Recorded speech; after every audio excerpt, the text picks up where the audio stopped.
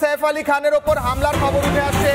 মুম্বাইতে অভিনেতা সৈফ আলী খানের ওপর হামলা হয়েছে, ধারালো অস্ত্র দিয়ে হামলা হয়েছে বলে খবর পাওয়া যাচ্ছে। এই মুহূর্তে ময়ূক রঞ্জন ঘোষ সিনিয়র এডিটর রয়েছেন টেলিফোন লাইনে। ময়ূক, এই মুহূর্তে খবর অত্যন্ত বড়, সৈফ আলী খানকে ধারালো অস্ত্র দিয়ে হামলা করা হয়েছে, কারা করেছে কিছু খবর পাওয়া যাচ্ছে কি?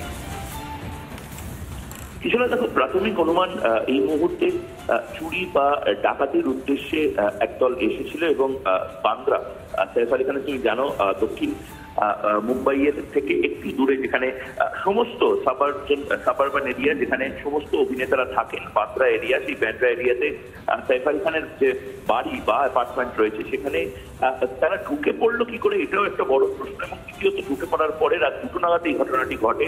সৈফ আলী খানের ঘরে একাধিকবার শার্প অবজেক্ট বলা হচ্ছে, অর্থাৎ ধারালো কোনো ছুরি বা চাপাতির মতন কোনো বস্তু দিয়ে একাধিকবার তাকে আঘাত করা হয়। সে হাসপাতালে নিয়ে যাওয়া হয়েছে, তাকে হাসপাতালে একটি প্রাথমিক সার্জারির কথা আমরা এই মুহূর্তে জানতে পারছি। কিন্তু আবারও বলছি, এই সমস্ত কিছু প্রাথমিক ইনফরমেশনে আরো গভীরে গিয়ে মুম্বাই পুলিশ তদন্ত করছে। মুম্বাই পুলিশ এবং তার পাশাপাশি সৈফ আলী খান, করিনা কাপুরের পরিবারের তরফে আমরা অপেক্ষা করছি। তুমি জানো, সৈফ আলী খান, তার মা শর্মিলা টেগোর, তিনি পশ্চিমবঙ্গেরই বাসিন্দা এবং তার দ্বিতীয়ত তাদেরকেও আমরা যোগাযোগ করার চেষ্টা করছি। সৈফ আলী খান বান্দ্রা এবং পাতাউদি দুটো বাড়ি মিলিয়ে সাধারণত থাকেন, বান্দ্রার বাড়িতেই তিনি ছিলেন। এবং সৈফ আলী খান পাতাউদি যেভাবে রেজিস্ট করেছেন বলে প্রত্যক্ষদর্শীরা যারা জানাচ্ছেন, অর্থাৎ সৈফ আলী খান একাধিকবার আটকানোর চেষ্টা করেছেন যখন তাকে ছুরি দিয়ে বুকে এবং পেটে মারার চেষ্টা হয়। এই খবরগুলো আমরা এই মুহূর্তে পাচ্ছি, কিন্তু আবারও বলছি, এটা প্রাথমিক ইনফরমেশন, প্রাথমিক তথ্য আমাদের কাছে আসছে। অত্যন্ত উদ্বেগের খবর। সৈফ আলী খান সুস্থ আছেন বলেই আমরা জানতে পারছি, কিন্তু তার অপারেশন হচ্ছে। কিন্তু কি কারণে তাকে এভাবে আঘাত করা হলো? কোনো প্রতিহিংসার জন্য আঘাত করা হলো না, শুধুমাত্র চুরি বা ডাকাতির জন্য। এবং চুরি বা ডাকাতির জন্য এভাবে ঘরের মধ্যে ঢুকে পড়া, একটু হাই প্রোফাইল একজন লোক এবং তার এত নিরাপত্তা রক্ষীরা রয়েছে, তাদের ঘরে এভাবে ঢুকে পড়া এবং ঢুকে পড়ার পরে যেভাবে তাকে আঘাত করা হয়, একেবারে প্রাণহানি হওয়ার আশঙ্কা যেখানে ছিল, সেইটা অত্যন্ত সন্দেহের একটা বাতাবরণ তৈরি করছে। সুতরাং আমাদের আরো ডিটেলে তথ্যগুলো আমরা নিচ্ছি এবং তারপর আমাদের রিপাবলিক বাংলার দর্শককে আমরা জানাতে থাকবো। বেশ, অনেক ধন্যবাদ ময়ূক।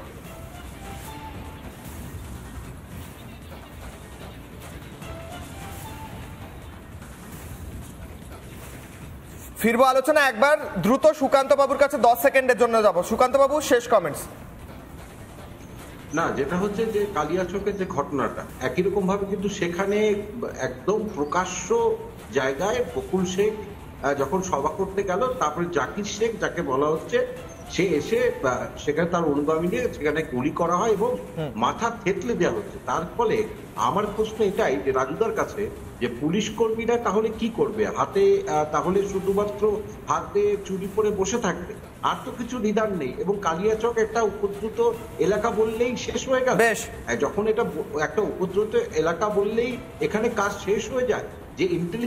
একদম সময় শেষ সুকান্ত বাবু, এটাই প্রশ্ন থাকছে আমার, যে যদি বলা হয় যে বহু মানুষ রয়েছে, পুলিশ কি করবে, তাহলে সত্যি করে ভাবতে হবে বসে আজকে নতুন করে, যে সত্যি পুলিশকে কি দায়িত্ব দেওয়া হয়েছে, তারা দায়িত্বটা পালন করবে কিভাবে। আর যদি কোনোভাবেই কিছু করার না থাকে, তাহলে ব্যবস্থাটাই তুলে দেওয়া হোক। পুলিশ আজ গুলি খাচ্ছে, আমরা সাধারণ মানুষ কি গিয়ে পুলিশকে প্রোটেক্ট করব? পুলিশ আমাদের নিরাপত্তা দেওয়ার কথা, সেটা কি উল্টো হবে? এবার প্রশ্ন থাকছে। অনেক ধন্যবাদ জয়দা, অনেক ধন্যবাদ রাজুবাবু, অনেক ধন্যবাদ সুকান্ত বাবু। আজকে ডিবেট এখানেই শেষ করতে হচ্ছে, ছোট বিরতির পর ফিরছি। দেখতে থাকুন রিপাবলিক বাংলা।